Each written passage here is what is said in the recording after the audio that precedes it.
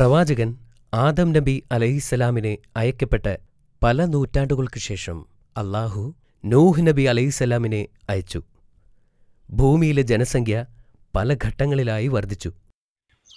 ഈ കാലഘട്ടത്തിൽ ദുഷ്ടനായ പിശാച് മനുഷ്യന്റെ മേൽ വൃത്തികെട്ട തന്ത്രങ്ങൾ ഉപയോഗിച്ചു. ജനങ്ങൾ വിഗ്രഹങ്ങളെ ആരാധിക്കാൻ തുടങ്ങിയിരുന്നു. ഇക്കാലത്ത് ജനങ്ങളെ നയിക്കുന്നതിന് ദൈവം മറ്റൊരു പ്രവാചകനെ ഭൂമിയിലേക്ക് അയച്ചു. അത് പ്രവാചകനായ നൂഹ് നബി ആയിരുന്നു. എന്നാൽ പ്രവാചകൻ അത് അത്ര എളുപ്പമുള്ള ജോലിയായിരുന്നില്ല. ദൈവത്തെ ഭയപ്പെടുക, അല്ലാഹു പറഞ്ഞതെല്ലാം ചെയ്യുക എന്ന് പ്രവാചകൻ എല്ലാവരോടും വിളിച്ചു പറഞ്ഞു. പക്ഷേ ജനങ്ങൾ ശ്രദ്ധിച്ചില്ല. അവർ തലകുനിച്ച് വിഗ്രഹങ്ങളെ ആരാധിക്കുകയും ചെയ്തു. പ്രവാചകൻ വളരെ നല്ല ഒരു പ്രാസംഗികനായിരുന്നു. അദ്ദേഹം വളരെ ക്ഷമയുള്ളവനുമായിരുന്നു. ഈ ലോകം സൃഷ്ടിച്ചത് അല്ലാഹു തന്നെയാണെന്ന് നിങ്ങൾക്കറിയില്ലേ? പ്രവാചകൻ പറഞ്ഞു. സൂര്യനെയും ചന്ദ്രനെയും ആകാശത്തിലെ നക്ഷത്രങ്ങളെയും സൃഷ്ടിച്ചവനാണ് അല്ലാഹു. നദികളെയും മലകളെയും വൃക്ഷങ്ങളെയും നിങ്ങൾ കാണുന്ന സകല സൃഷ്ടികളെയും സൃഷ്ടിച്ചത് അവനാണ്. അവൻ നിങ്ങൾക്കായി എല്ലാം ചെയ്തു. എന്നിട്ടും അവനെ നിങ്ങൾ കാണുന്നില്ലല്ലോ. നിങ്ങൾ എന്തിനാണ് ഈ വിഗ്രഹങ്ങളെ ആരാധിക്കുന്നത്? എന്നാൽ ജനങ്ങൾ പ്രവാചകനോട് ചോദിച്ചു, ഞങ്ങളെ ഉപദേശിക്കാൻ നീ ആരാണ്? നീ ഒരു അപരിചിതനാണ്. ഞങ്ങൾ നിന്നെ വിശ്വസിക്കുകയില്ല. നീ ഞങ്ങളെ വിട്ടു പോവുക. എന്നാൽ ഭൂമിയിൽ അല്ലാഹുവിൽ വിശ്വസിക്കുന്നവരുമുണ്ടായിരുന്നു. അവരിൽ ഭൂരിഭാഗവും ബലഹീനരും ദരിദ്രരുമായിരുന്നു. അവർ പ്രവാചകന്റെ വചനങ്ങൾ ശ്രദ്ധിക്കുകയും വിഗ്രഹങ്ങളെ ആരാധിക്കുന്നതുകൊണ്ട് തങ്ങൾ പാപം ചെയ്യുന്നതായി തിരിച്ചറിയുകയും ചെയ്തു. ആ സമയത്ത് ഭൂമിയിൽ ജനങ്ങൾ രണ്ട് വ്യത്യസ്ത വിഭാഗങ്ങളായി തിരിഞ്ഞിരുന്നു. അല്ലാഹുവിൽ വിശ്വസിക്കുകയും സൽക്കർമ്മങ്ങൾ പ്രവർത്തിക്കുകയും ചെയ്തവരും വിഗ്രഹങ്ങളെ ആരാധിച്ചവരും. നൂഹ് നബി വളരെ കാലം ആളുകളോട് പ്രസംഗിച്ചു.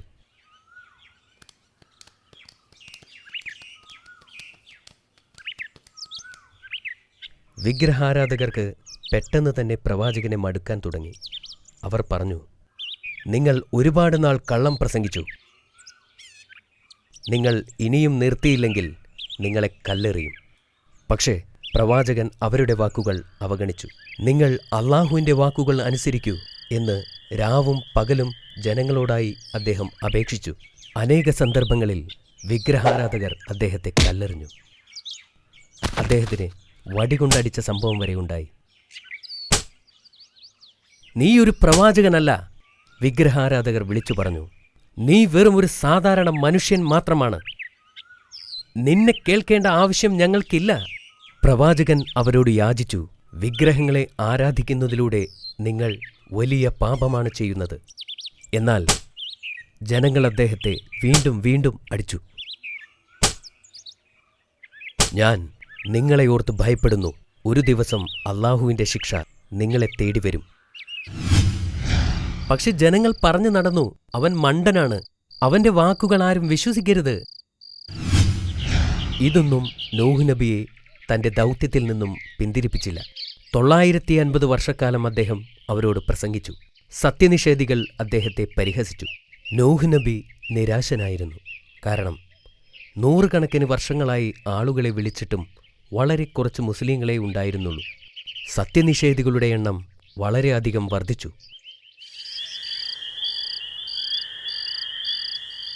ഒരു രാത്രി പ്രവാചകൻ പ്രാർത്ഥിക്കുമ്പോൾ ദൈവം അദ്ദേഹത്തോട് സംസാരിച്ചു. വിഷമിക്കേണ്ട, ഞാൻ നിന്നോട് പറഞ്ഞതെല്ലാം നീ ചെയ്തുവല്ലോ. ഭൂമിയിൽ എല്ലാവരെയും ഞാൻ ശിക്ഷിക്കാൻ പോവുകയാണ്. മുസ്ലിങ്ങളും മൃഗങ്ങളും ഒഴികെയുള്ള എല്ലാ മനുഷ്യരും മരിക്കും. ഒന്നാമത്തെ പടിയായി ദൈവം ആ പ്രവാചകനോട് പല വൃക്ഷങ്ങളെയും നട്ടുപിടിപ്പിക്കാനായി കൽപ്പിച്ചു. ഇതിനു പിന്നിലെ കാരണം നൂഹ് നബിക്ക് മനസ്സിലായില്ല. പക്ഷേ അദ്ദേഹം ദൈവത്തോട് അനുസരണയുള്ളവനായിരുന്നു. അദ്ദേഹം മരങ്ങൾ നട്ടുപിടിപ്പിക്കാൻ തുടങ്ങി. നല്ലയാളുകൾ അദ്ദേഹത്തോട് ചോദിക്കുകയും അവനുമായി സംസാരിക്കുകയും ചെയ്തു. 100-ലധികം വർഷം അവർ ഇത് തുടർന്നു. അനേക വർഷങ്ങൾക്ക് ശേഷം വീണ്ടും പ്രവാചകനോട് ദൈവം സംസാരിച്ചു. പ്രവാചകനോട് ഒരു കപ്പൽ പണിത് തുടങ്ങാൻ ആവശ്യപ്പെട്ടു. ഈ ഭൂമിയിലെ ജന്തുജാലങ്ങളെ ഉൾക്കൊള്ളാൻ കഴിയുന്ന ഒരു വലിയ കപ്പലുണ്ടാക്കണം. പ്രവാചകൻ ആശയക്കുഴപ്പത്തിലായി. കപ്പൽ എങ്ങനെ പണിയാൻ കഴിയുമെന്ന കാര്യത്തിൽ അദ്ദേഹത്തിന് സംശയമായി. ഇതിനു മുമ്പ് താൻ ഒരു കപ്പലും നിർമ്മിച്ചിട്ടില്ല. എന്നിട്ടും പ്രവാചകൻ മലക്കുകളുടെ സഹായത്തോടെ കപ്പൽ നിർമ്മിക്കാൻ തുടങ്ങി. ആദ്യം കപ്പൽ നിർമ്മിക്കാൻ അവർ പദ്ധതികൾ നടത്തി. കപ്പലിൻ്റെ കൃത്യമായ വലിപ്പം ആർക്കും അറിവില്ലായിരുന്നു. എന്തായാലും ഒരു വലിയ കപ്പൽ ആകുമെന്ന് അവർക്ക് അറിയാമായിരുന്നു. ഒന്നാമതായി കപ്പൽ കെട്ടിപ്പടുക്കാൻ പ്രവാചകന് ഒരു സ്ഥലം തിരഞ്ഞെടുക്കേണ്ടിയിരുന്നു. അദ്ദേഹം നഗരത്തിൽ നിന്നും ദൂരെയുള്ള ഒരു പർവ്വതത്തെ തിരഞ്ഞെടുത്തു. പ്രവാചകൻ ഉപകരണങ്ങൾ ശേഖരിച്ച് കപ്പൽ നിർമ്മിക്കാൻ പുറപ്പെട്ടു.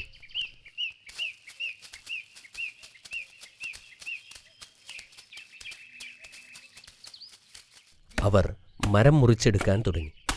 അതെ, 100 വർഷങ്ങൾക്ക് മുമ്പ് താൻ നട്ടുപിടിപ്പിച്ച അതേ വൃക്ഷങ്ങളായിരുന്നു അത്. അവരുടെ പദ്ധതി പ്രകാരമുള്ള കപ്പലുണ്ടാക്കാൻ അവർ തുടങ്ങി. ആളുകൾ ദിനരാത്രങ്ങൾ കഷ്ടപ്പെട്ട് പണിയെടുത്തു. എന്നാൽ സത്യനിഷേധികൾ പ്രവാചകൻ മലമുകളിൽ കപ്പൽ പണിയുന്ന കാഴ്ച കണ്ടപ്പോൾ അവർ അദ്ദേഹത്തെ പരിഹസിക്കാൻ തുടങ്ങി. നിങ്ങളൊരു മണ്ടൻ തന്നെ, ഇത്രയും വലിയ കപ്പലിൻ്റെ ആവശ്യമെന്താ? ഇതിനി നീറ്റിലിറക്കുന്നതെങ്ങനെ? അതെല്ലാം നിങ്ങൾക്ക് മനസ്സിലാകുന്ന ഒരു ദിവസം വരും, അദ്ദേഹം മറുപടി പറഞ്ഞു. എന്തിനാണ് അദ്ദേഹം കപ്പൽ പണിയുന്നത് എന്ന് ആളുകൾക്ക് മനസ്സിലായില്ല.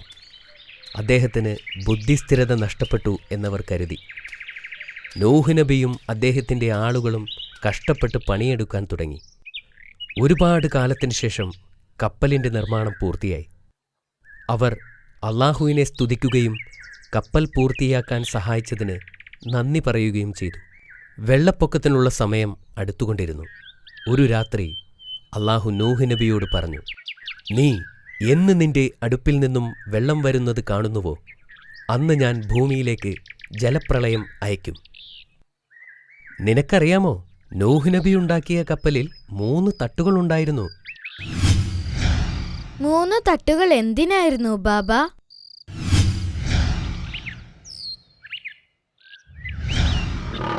ആദ്യത്തേത് പക്ഷികൾക്കും, രണ്ടാമത്തേത് മനുഷ്യർക്കും, മൂന്നാമത്തേത് മൃഗങ്ങൾക്കും വേണ്ടിയായിരുന്നു.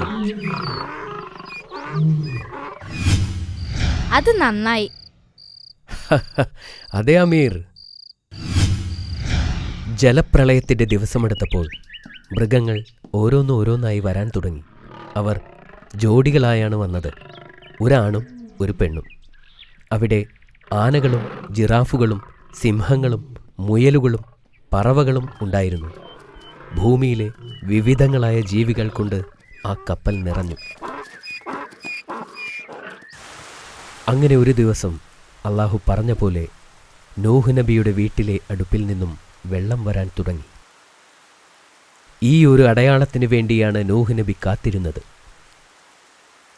ജലപ്രളയത്തിൻ്റെ സമയമായി എന്ന് അദ്ദേഹം മനസ്സിലാക്കി. അദ്ദേഹം പുറപ്പെടുമ്പോൾ മഴ പെയ്യാൻ ആരംഭിക്കുന്നതും അദ്ദേഹം കണ്ടു. അദ്ദേഹം സമയം കളയാതെ ഓടിച്ചെന്ന് എല്ലാ മുസ്ലിങ്ങളെയും വിളിച്ചുകൂട്ടി അവരോട് കപ്പലിൽ കയറാൻ ആവശ്യപ്പെട്ടു.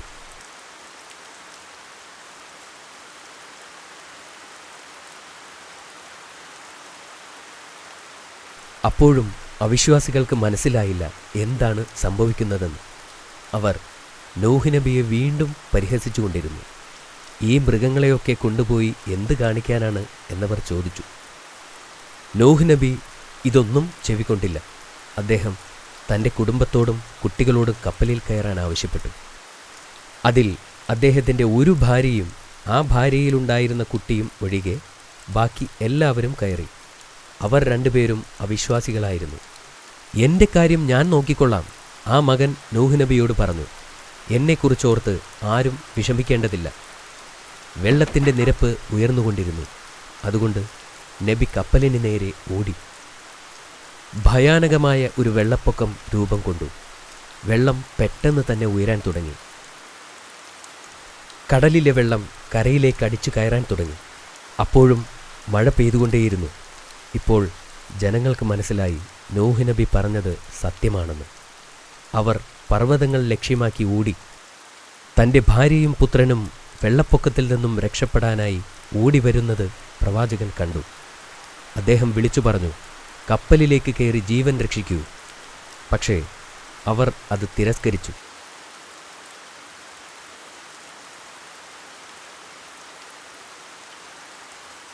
എന്നാൽ മലയേക്കാൾ ഉയരമുള്ള തിരമാല അവരെ വന്നു മറച്ചുകളഞ്ഞു. അവർ ഇരുവരും മുങ്ങി മരിച്ചു. ആ കൂറ്റൻ തിരമാലകൾ എല്ലാ അവിശ്വാസികളെയും മുക്കിക്കൊന്നു. വെള്ളം ഉയർന്നു നീങ്ങുകയും ഉയർന്നു വരികയും ചെയ്തു. ഭൂമി പൂർണ്ണമായും വെള്ളത്താൽ നിറഞ്ഞു. അപ്പോൾ ബിസ്മില്ലാഹ് എന്ന് നൂഹ് നബി പറഞ്ഞു. അദ്ദേഹം അത് പറഞ്ഞപ്പോൾ കപ്പൽ അനങ്ങാൻ തുടങ്ങി. പെട്ടെന്ന് തന്നെ മഴ നിൽക്കുകയും ചെയ്തു. ഈ സമയം കൊണ്ട് ഭൂമി മുഴുവൻ വെള്ളം കൊണ്ട് നിറഞ്ഞു. തനിക്ക് ഒരുപാട് കാലത്തേക്ക് കപ്പലിൽ കഴിയേണ്ടി വരുമെന്ന് അദ്ദേഹത്തിന് മനസ്സിലായി. അപ്പോൾ മൃഗങ്ങൾ പരസ്പരം ആക്രമിച്ചില്ലേ? അവർ എങ്ങനെ ഒരുമിച്ച് ജീവിച്ചു? അള്ളാഹുവിന് എല്ലാത്തിനും കണക്കുകൂട്ടലുകളുണ്ട് അമീർ. എല്ലാവർക്കും അനിവാര്യമാകും വിധം അള്ളാഹു കപ്പലിനെ സജ്ജമാക്കിയിരുന്നു. കപ്പലിലേക്ക് സിംഹം കയറുമ്പോൾ അവരെല്ലാം പനി പിടിച്ച അവസ്ഥയിലായിരുന്നു. അതുകൊണ്ട് അവർക്ക് മറ്റുള്ളവയെ ആക്രമിക്കാൻ സാധിക്കില്ലായിരുന്നു. അതുപോലെ അക്രമകാരികളായ എല്ലാ മൃഗങ്ങളും അസുഖം ബാധിച്ചവരായാണ് കപ്പലിൽ കയറിയത്. എല്ലാവരും സമാധാനത്തോടെ അതിൽ കഴിഞ്ഞു. എന്നാൽ എലികൾ നൂഹ് നബിക്ക് ഒത്തിരി ശല്യമുണ്ടാക്കി. അവർ എല്ലായിടവും ഓടി നടക്കുന്നുണ്ടായിരുന്നു. അതുകൊണ്ട് അള്ളാഹു പൂച്ചകളെ സൃഷ്ടിച്ചു. അങ്ങനെ പൂച്ചകൾ എലികളുടെ പുറകെ പോയി. അങ്ങനെ ആ ശല്യം അവസാനിപ്പിച്ചു.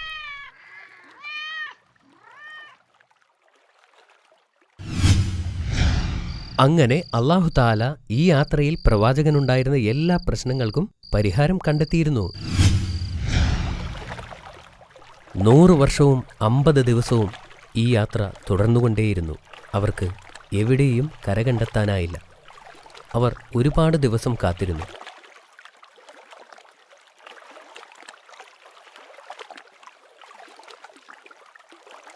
അങ്ങനെ കര കണ്ടെത്താനായി നൂഹ് നബി ഒരു കാക്കയെ പറഞ്ഞുവിട്ടു. പക്ഷേ കാക്ക തിരികെ വന്നില്ല. പിന്നീട് അദ്ദേഹം ഒരു പ്രാവിനെ പറഞ്ഞയച്ചു. അങ്ങനെ പറന്നുപോയ പ്രാവ് ദിവസങ്ങൾക്കു ശേഷം ഒലീവ് മരത്തിൻ്റെ ഇലകളുള്ള കമ്പുമായി തിരികെ എത്തി. കര കണ്ടെത്തിയ നൂഹ് നബിയും കുടുംബവും സന്തുഷ്ടരായി. കര വളരെ അടുത്തുണ്ടെന്ന് അവർ മനസ്സിലാക്കി. അങ്ങനെ കപ്പൽ വീണ്ടും പോയിക്കൊണ്ടിരുന്നു. അവസാനം ജൂതി പർവ്വതത്തിൻ്റെ മുകളിൽ കപ്പൽ തടഞ്ഞു നിന്നു. ബിസ്മില്ലാഹ് നൂഹ് നബി പറഞ്ഞു. കപ്പൽ അനങ്ങാതെയായി. 1 നൂറ്റാണ്ടോളം യാത്ര ചെയ്ത് അവർ കരയിലിറങ്ങി. നൂഹ് നബി എല്ലാ മൃഗങ്ങളെയും പക്ഷികളെയും പ്രാണികളെയും ആദ്യം തുറന്നുവിട്ടു. അവർ വീണ്ടും ഭൂമിയിൽ വളർന്നു. അദ്ദേഹവും അനുയായികളും കപ്പലിൽ നിന്നിറങ്ങി. ആദ്യം തന്നെ അദ്ദേഹം ശിരസ് മണ്ണിൽ താഴ്ത്തി അള്ളാഹുവിനെ സ്തുതിച്ചു.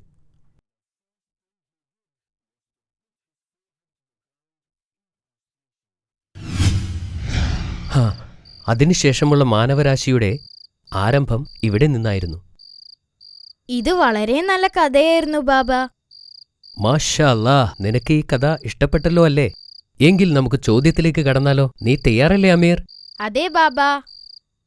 എങ്കിൽ പറയൂ, അള്ളാഹു സുബ്ഹാനഹു വ തആല നൂഹ് നബിയെ ഭൂമിയിലേക്ക് അയച്ചത് എന്തിനാണ്? അള്ളാഹുവിന്റെ ആശയങ്ങൾ ജനങ്ങളിലേക്ക് എത്തിക്കുവാൻ. അത് ശരിയാണ് അമീർ. എങ്കിൽ ഇത് പറയൂ, എന്തുകൊണ്ടാണ് അദ്ദേഹത്തിന്റെ വാക്കുകൾ ആളുകൾ ചെവിക്കൊള്ളാതിരുന്നത്? നൂഹ് നബി കള്ളം പറയുകയാണെന്നും അദ്ദേഹം അവരിൽ ഒരാളാണെന്നും ഭൂമിയിലെ ജനങ്ങൾ കരുതി. ശരിയല്ലേ? വെരി ഗുഡ് അമീർ. പ്രവാചകന്റെ കുടുംബത്തോടൊപ്പം കപ്പലിൽ കയറിയവർ ആരൊക്കെയായിരുന്നു?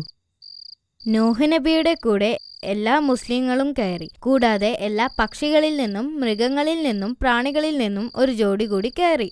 Correct answer. അപ്പോൾ അവസാനത്തെ ചോദ്യത്തിലേക്ക് കടക്കാം. കപ്പൽ അവസാനമായി എത്തിച്ചേർന്ന പർവ്വതത്തിന്റെ പേരെന്താണെന്ന് പറയൂ. അത് ജ്യോതിമലയല്ലേ ബാബ? വളരെ ശരിയാണ് അമീർ.